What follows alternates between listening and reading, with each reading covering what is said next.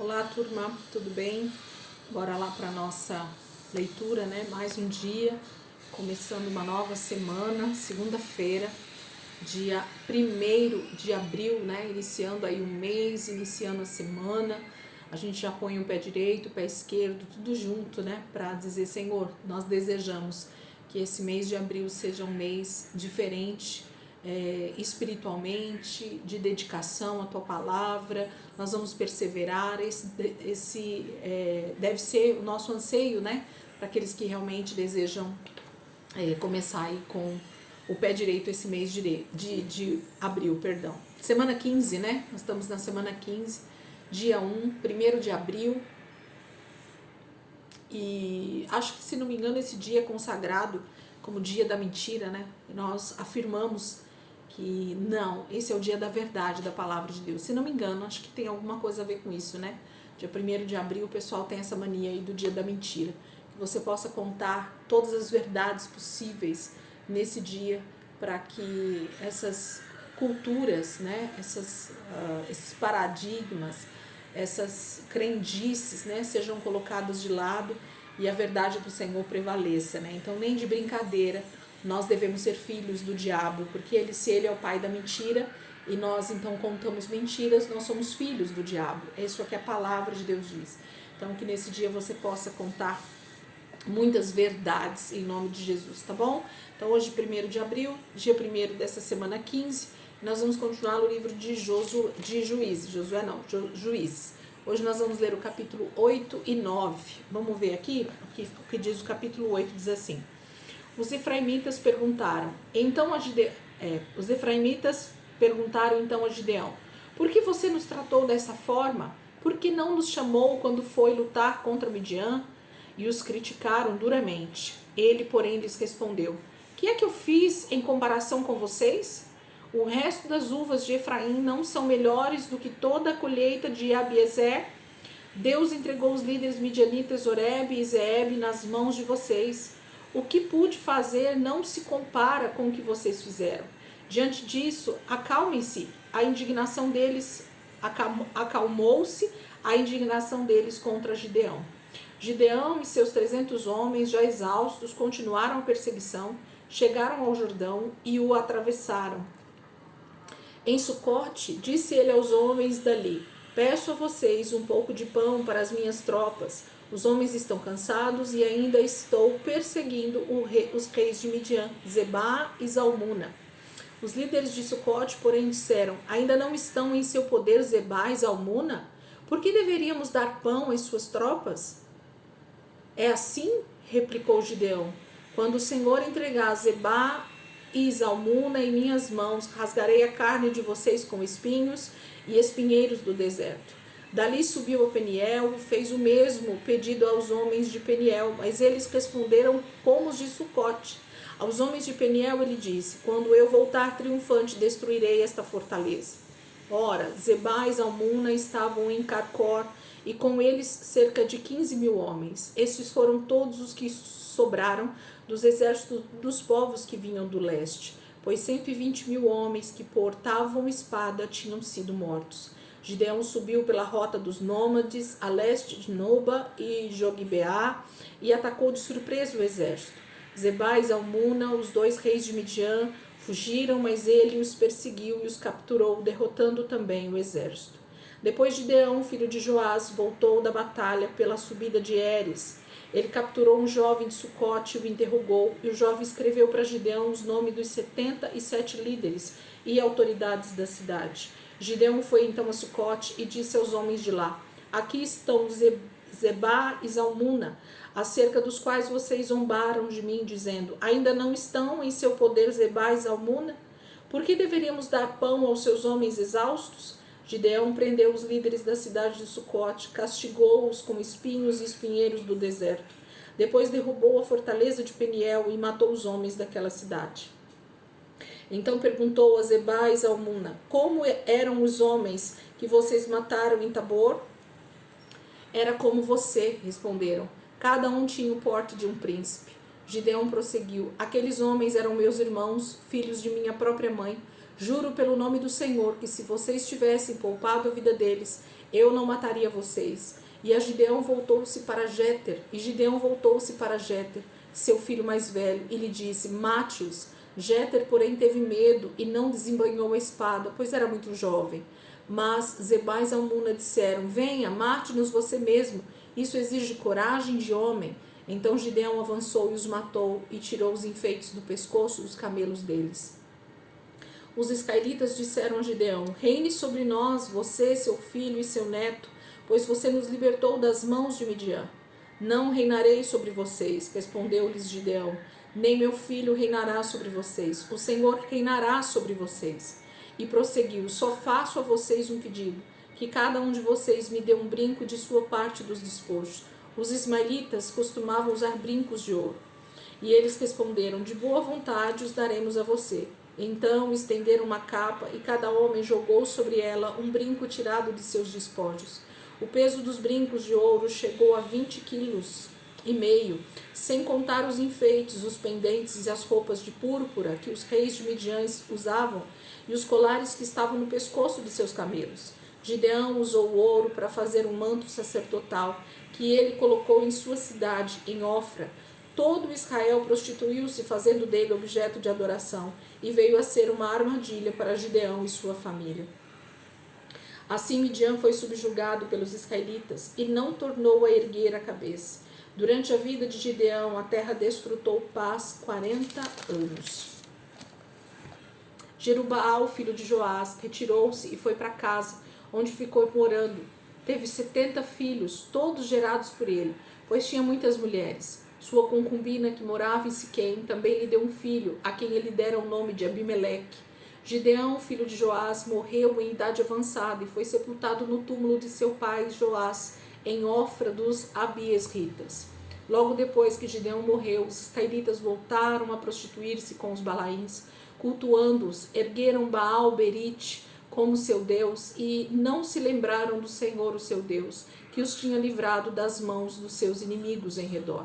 Também não foram bondosos com a família de Jerubaal, isto é, Gideão, pois não reconheceram todo o bem que ele tinha feito a Israel. Capítulo 8 fala desse final, da conquista de Gideão aos reis midianitas e de quanto despojo eles tiveram. E no final do texto ainda fala para nós que com todo esse despojo, com o ouro que ele consegue, ele faz um manto sacerdotal. Ele faz uma capa bonita, que traz armadilha para sua família e para as pessoas que estavam ao redor, porque aquilo se torna um objeto de adoração pela conquista. Eles esquecem de dar glória a Deus e começam a olhar para aquele manto como a conquista deles, como o Deus deles. Isso é muito perigoso. E assim que Gideão morre, Israel volta a praticar as mesmas prostituições com os deuses e, infelizmente, novamente nós vamos ter alguém que vai oprimir Israel. Capítulo 9. Abimeleque, filho de Jerubaal, foi aos irmãos de sua mãe em Siquém e disse a eles e a todo o clã da família de sua mãe: perguntem a todos os cidadãos de Siquém o que é melhor para eles, ter todos os 70 filhos de Jerubaal governando sobre eles, ou somente um homem. Lembre-se de que eu sou sangue do seu sangue. Os irmãos de sua mãe repetiram tudo aos cidadãos de Siquém, e estes se mostraram propensos a seguir Abimeleque, pois disseram: ele é nosso irmão. Deram-lhe 70 peças de prata tiradas do templo de Baal-Berite, aos quais Abimeleque usou para contratar alguns desocupados e vadios que se tornaram seus seguidores. Foi à casa de seu pai em Ofra e matou os seus 70 irmãos, filhos de Jerubaal, sobre uma rocha. Mas Jotão, o filho mais novo de Jerubaal, escondeu-se e escapou. Então todos os cidadãos de Siquém e de Bet-Milo reuniram-se ao lado do carvalho, junto à coluna de Siquém, para coroar Abimeleque rei. Quando Jotão soube disso, subiu ao topo do monte Gerizim e gritou para eles: ouçam-me, cidadãos de Siquém, para que Deus os ouça. Certo dia, as árvores saíram para ungir um rei para si e disseram à oliveira: seja o nosso rei. E a oliveira, porém, respondeu: deveria eu renunciar ao meu azeite, com a qual se presta honra aos deuses e aos homens, para dominar sobre as árvores? Então as árvores disseram à figueira: venha ser o nosso rei. E a figueira, porém, respondeu: deveria eu renunciar ao meu fruto saboroso e doce para dominar sobre as árvores?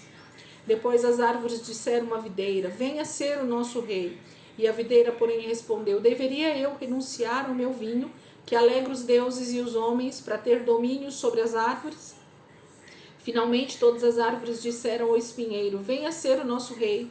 E o espinheiro disse às árvores: se querem realmente ungir-me rei sobre vocês, venham abrigar-se à minha sombra, do contrário sairá fogo do espinheiro e consumirá até os cedros do Líbano. Será que vocês agiram de fato com sinceridade quando fizeram Abimeleque rei? Foram justos com Jerubaal e sua família, como ele merecia? Meu pai lutou por vocês e arriscou a vida para livrá-los das mãos de Midian. Hoje, porém, vocês se revoltaram contra a família de meu pai, mataram seus 70 filhos sobre a mesma rocha e proclamaram Abimeleque, o filho da sua escrava, rei sobre os cidadãos de Siquém, pelo fato de ser irmão de vocês. Se hoje vocês de fato agiram com sinceridade para com Jerubaal e sua família, alegrem-se com Abimeleque e alegrem-se ele com vocês. Entretanto, se não foi assim, que saia fogo de Abimeleque e consuma os cidadãos de Siquém e de Bet-Miló, e que saia fogo dos cidadãos de Siquém e Bet-Miló e consuma Abimeleque. Depois Jotão fugiu para Beer, onde ficou morando longe de seu irmão Abimeleque. Fazia 3 anos que Abimeleque governava Israel, quando Deus enviou um espírito maligno entre Abimeleque e os cidadãos de Siquém, e esses agiram traiçoeiramente contra Abimeleque. Isso aconteceu para que o crime contra os 70 filhos de Jerubaal, o derramamento do sangue deles, fosse vingado em seu irmão Abimeleque e nos cidadãos de Siquém que o ajudaram a assassinar os seus irmãos. Os cidadãos de Siquém enviaram homens para o alto das colinas para emboscarem os que passassem por ali, e Abimeleque foi informado disso. Nesse meio tempo, Gaal, filho de Ebed, mudou-se com seus parentes para Siquém, cujos cidadãos confiavam nele. Sucedeu que foram ao campo, colheram uvas, pisaram-nas e fizeram uma festa no templo do seu Deus. Comendo e bebendo, amaldiçoaram Abimeleque. Então Gaal, filho de Ebed, disse: quem é Abimeleque para que o sirvamos? E quem é Siquém? Não é ele o filho de Jerubaal? E não é Zebul o seu representante? Sirvam aos homens de Amor, o pai de Siquém. Por que servir Abimeleque?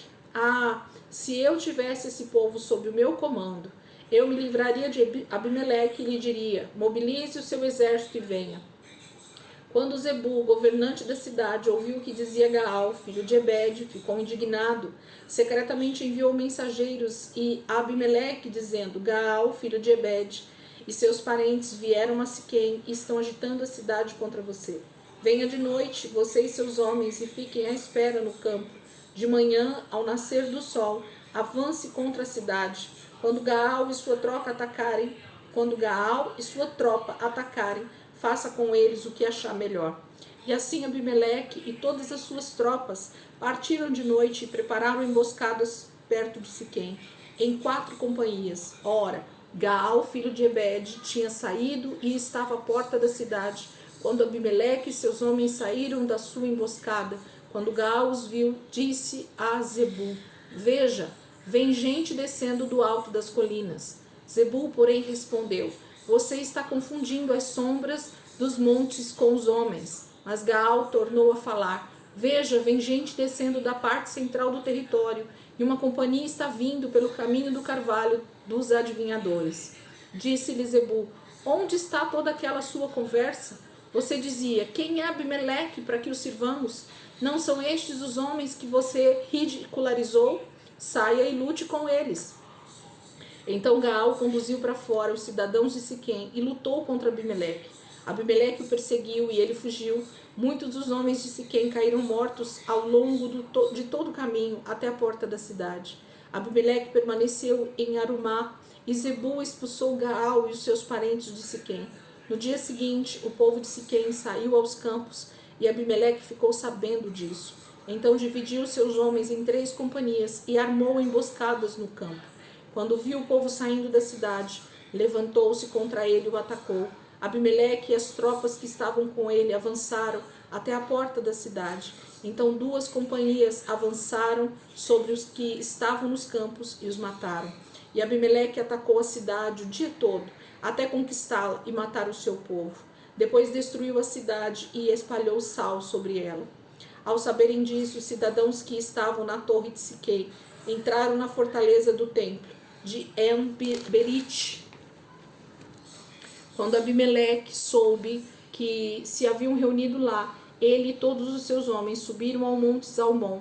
Ele apanhou um machado, cortou um galho de árvore e a pôs nos ombros. Então deu esta ordem aos homens que estavam com ele: rápido, façam o que eu estou fazendo. Todos os homens cortaram galhos e seguiram Abimeleque. Empilharam os galhos junto à fortaleza e a incendiaram. Assim morreu também o povo que estava na torre de Siquém, cerca de 1000 homens e mulheres. A seguir, Abimeleque foi a Tebes, sitiou-a e conquistou-a. Mas dentro da cidade havia uma torre bastante forte, para o qual fugiram todos os homens e mulheres, todo o povo da cidade. Trancaram-se por dentro e subiram para o telhado da torre. Abimeleque foi para a torre e a atacou. E quando se aproximava da entrada da torre para incendiá-la, uma mulher jogou uma pedra de moinho na cabeça dele e lhe rachou o crânio. Imediatamente ele chamou seu escudeiro e lhe ordenou: tire a espada e mate-me, para que não digam que uma mulher me matou. Então o jovem atravessou ele e ele morreu. Quando os israelitas viram que Abimeleque estava morto, voltaram para casa. Assim Deus retribuiu a maldade que Abimeleque praticara com seu pai, matando seus 70 irmãos. Deus fez também os homens de Siquém pagarem por toda a sua maldade. A maldição de Jotão, filho de Jerubaal, caiu sobre eles. Capítulo 9, nada mais, nada menos do que o cumprimento, né, de algo que a gente faz e que nada fica impune diante do Senhor, né? Então Abimeleque se torna rei sobre o seu povo ali, sobre Siquém, matando à custa, né, de 70 irmãos que ele mata, sobrando somente Jotão. E Jotão faz todo esse trecho que a gente leu com uma grande profecia liberada do Monte Gerizim sobre esse seu irmão, sobre esse meio-irmão, né, que era Abimeleque. E realmente o Senhor cumpre, através das suas próprias atitudes, esse juízo sobre a vida de Abimeleque e sobre a vida de todos os moradores ali de Siquém por causa do pecado da matança que eles fizeram com os 70 filhos de Jerubaal, ou de Gideão, que é a mesma pessoa, tá bom? Gente, amanhã, terça-feira, a gente vai continuar aqui dentro do livro de Juízes. Essa semana a gente vai até sexta-feira dentro do livro de Juízes e nós vamos ver algumas situações muito parecidas com essa. Desde o início do livro de Juízes, a gente vê esse ciclo, né, que eu falo que é um ciclo. Israel se esquece do Senhor, vem o opressor, aí Deus coloca o libertador e ele liberta o seu povo e eles descansam durante um tempo, aí depois eles se esquecem do Senhor novamente e vira um ciclo vicioso, onde o Senhor tem que estar sempre intervindo, tanto com juízo quanto com opressão, né? Permitindo que seus inimigos venham oprimindo o seu povo. Para quê? Para que eles se voltem ao Senhor. Seria tão mais simples se nós nos voltássemos inteiramente ao Senhor, deixando todos os nossos deuses, deixando todas as práticas totalmente repugnantes, né, diante do Senhor, que a gente não praticasse mais tantas coisas que trazem só consequências do nosso pecado para nós.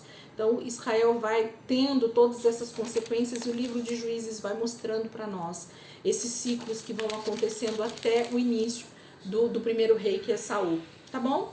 Então amanhã, terça-feira, a gente vai continuar aqui no texto, em Juízes, e essa semana a gente vai caminhar dentro do livro de Juízes. Deus abençoe, que esse mês de abril seja um mês de muita disciplina para nós, né? Nós estamos iniciando também no Ministério de Mulheres local aqui, as disciplinas espirituais na prática, né? Então a prática das disciplinas espirituais. E o mês de abril inteiro nós vamos trabalhar com o jejum. Então se você também quiser aproveitar e começar a praticar aí também a prática espiritual do jejum, faça isso. O Senhor com certeza vai estar atraindo para você ainda mais essa disciplina, esse desejo de estar com o Senhor, de estar mortificando a sua carne. E as consequências disso é realmente um ouvido mais atento, um olhar mais atento para a palavra de Deus, para ouvir o Espírito Santo. E só tem bênçãos nisso, né? Não existe nada de ruim nisso. Só bênçãos para a nossa vida. Amém? Deus abençoe. Ótima segunda-feira para todo mundo. E amanhã, se Deus quiser, a gente está aqui de volta para continuar nossa leitura, se Deus quiser. Deus abençoe.